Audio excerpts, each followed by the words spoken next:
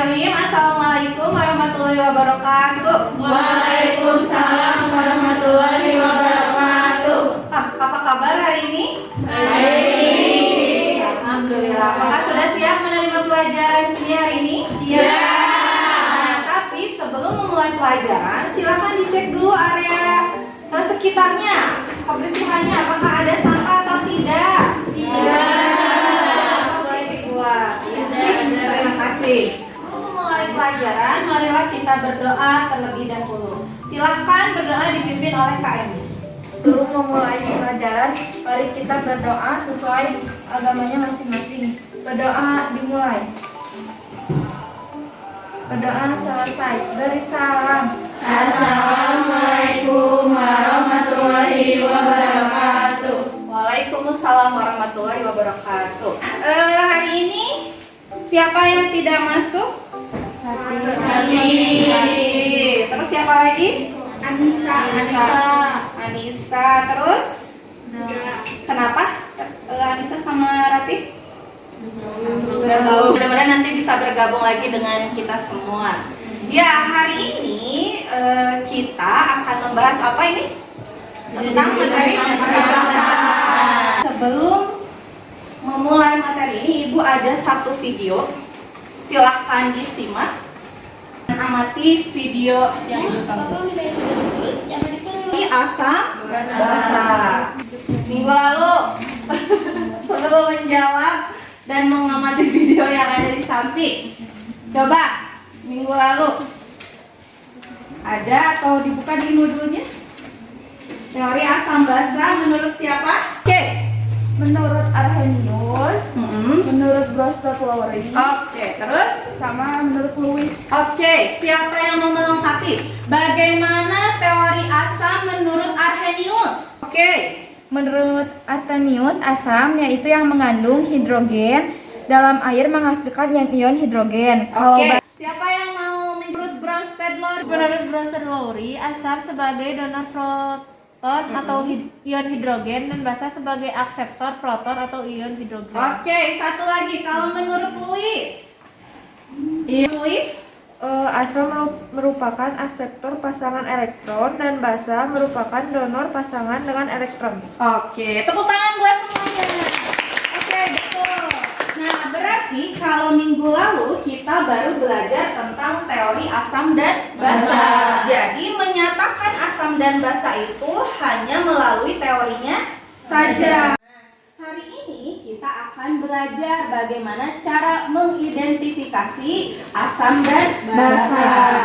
Nah, adapun tujuan pembelajaran hari ini adalah peserta didik dapat mengidentifikasi asam basa dalam kehidupan sehari-hari menggunakan indikator alam dan indikator komersil serta mampu melakukan percobaan dan menganalisis data hasil percobaan dengan menggunakan indikator alam dan indikator komersil dengan aktif, tanggung jawab, dan bekerja sama dengan baik. Hari ini kita akan belajar melalui praktikum. Adapun penilaian nanti yang akan Ibu nilai nanti sebelumnya ada quizzes untuk pretest, kemudian nanti ada kekompakan, bekerja sama, diskusi, dan tentunya ketika praktikum harus apa? Alat dan bahan harus dalam keadaan bersih baik sebelum dan sesudah digunakan. Bisa dipahami? Bisa.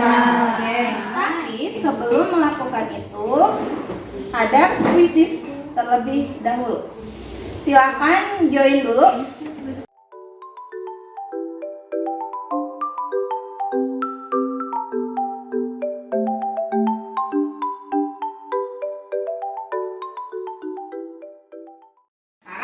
Ibu ingin bertanya, contoh asam basa dalam kehidupan sehari-hari selain HCl, selain obat mah, kira-kira apalagi contoh asam dan basa di dalam kehidupan?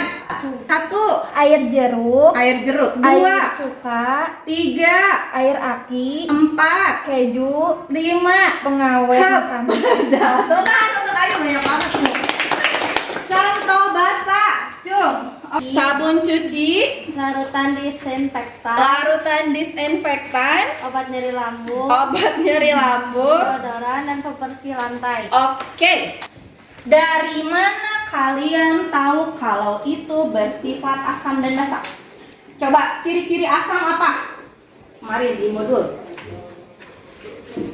Ciri-ciri asam berarti rasanya asam. Kalau ciri-ciri basa apa? Pahit. Pernah merasakan sabun? Kalau di tangan gimana rasanya? Licin. Gitu ya, itu ciri secara fisiknya. Tapi apakah semua asam dan basa itu boleh dicoba? Tidak. Kayak asam sulfat tadi. Asam sulfat itu termasuk asam kuat. Kalau ke kain dia disobek, kalau ke kulit jadi melepuh, gatal. Ya betul. Nah ini mau dirasain, berbahaya tidak? Karena untuk menyatakan zat-zat yang kalian sebutkan tadi ini bersifat asam dan basa, boleh tidak langsung dirasakan? Tidak boleh. Berarti harus menggunakan apa? Indikator. Coba kemarin sudah dibagikan di modulnya. Apa yang dimaksud dengan indikator? Zat yang warna yang mampu menunjukkan beda warna, berbeda dan larutan asam dan basa. Ada apa saja? Ada lakmus merah dan lakmus biru. Ada juga pH universal. Nah, ini nanti dicelupkan. Nah, ini ada perubahan warna, nanti dicocokkan dengan warna yang ada di sini. Berarti bisa tahu dia pH-nya berapa. Nah, terus ada indikator pH meter. Ada juga indikator bahan alami. Ini ada kol ungu, ada kunyit, ada juga indikator lah. Nah, hari ini kita akan mengidentifikasi bahan atau larutan asam dan basa menggunakan 3 indikator, yaitu lakmus, pH universal, dan indikator bahan alami. Sebelum kita mulai praktek, silakan duduk beserta kelompoknya masing-masing sesuai dengan yang sudah Ibu bagikan kemarin. Kelompok 1, 2, 3, 4.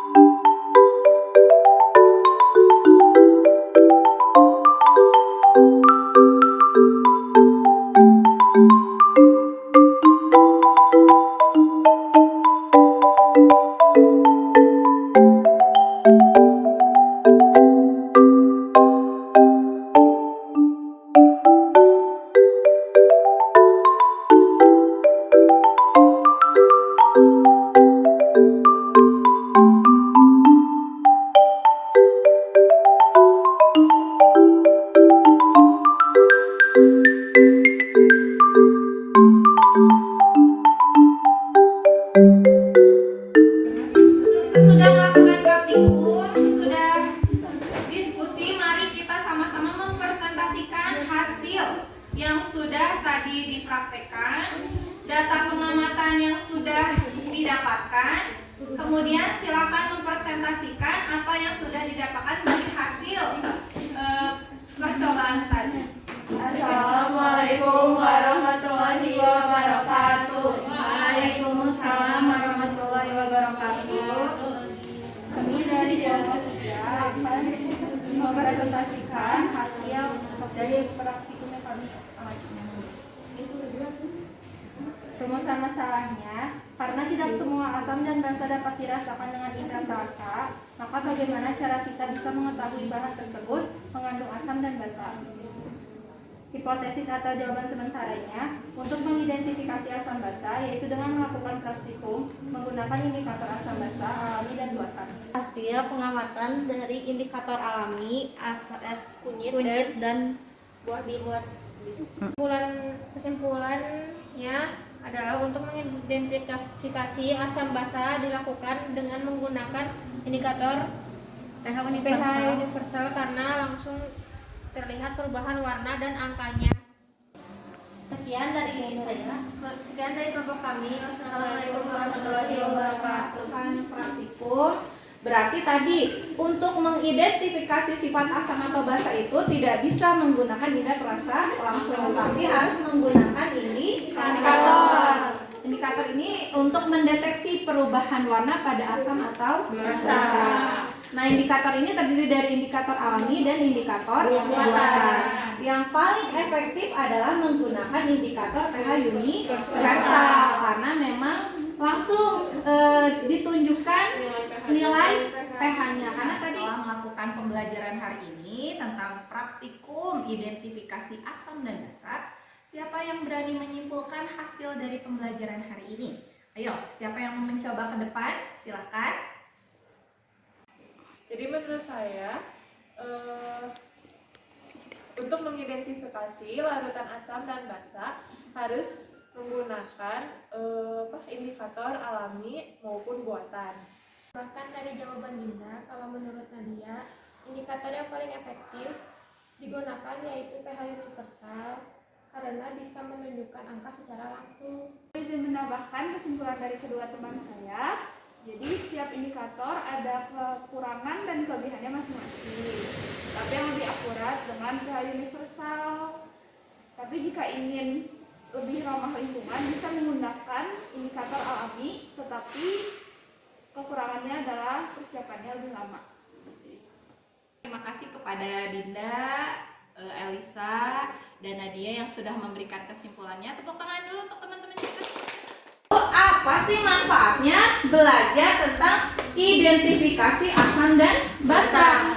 Nah, apa ambak disebutnya tadi? Apa manfaatnya bagi aku? Kalau di bidang pertanian misalnya, kalau tanahnya terlalu asam kan tidak bisa tumbuh.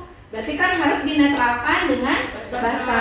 Kalau di bidang farmasi, untuk campuran tambahan dalam racik obat, di kosmetik ya. Kalau di bidang kesehatan nih, menurut penelitian, cenaya sengatan lebah itu mengandung senyawa asam amino, asam formiat, asam klorida, dan asam fosfat. Kalau sudah tahu sengatan lebah begini, berarti kan kita bisa tahu obat yang tepat digunakan itu apa untuk mengatasi sengatan lebah.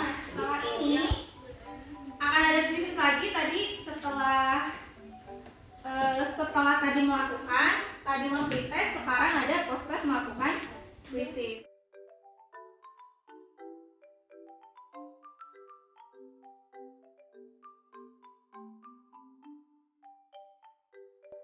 Mengakhiri pembelajaran hari ini akan ada refleksi yang harus kalian tulis. Silahkan ditulis di sticky note yang sudah Ibu bagikan.